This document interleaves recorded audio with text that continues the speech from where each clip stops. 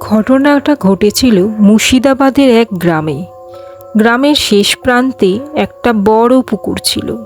শোনা যেত বছর কয়েক আগে সেই পুকুরে এক মেয়ের মৃত্যু হয়েছিল।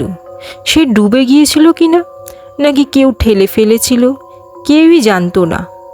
এক রাতে দীপক নামে এক যুবক বাজার থেকে ফিরছিল। সময় তখন রাত 10:30। চাঁদের আলোয় পুকুরটা ঝকঝক করছিল।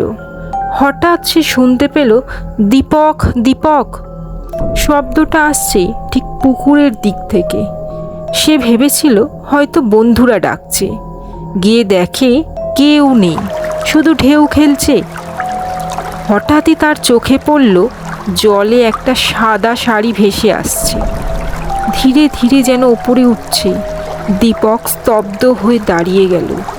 কয়েক সেকেন্ড পর মনে হলো শাড়ির ভেতরে যেন একটা মানুষের মুখ দেখা যাচ্ছে।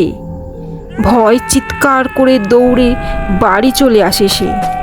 পরদিন সকালে পুকুরের ধার থেকে তার জুতো পাওয়া গেল, যেটা আগের রাতে ওখানেই খুলে রেখেছিল। আজও গ্রামের লোকজন বলে, ওই পুকুরের ধারে রাতে গেলে মেয়েটির ডাক শোনা যায়।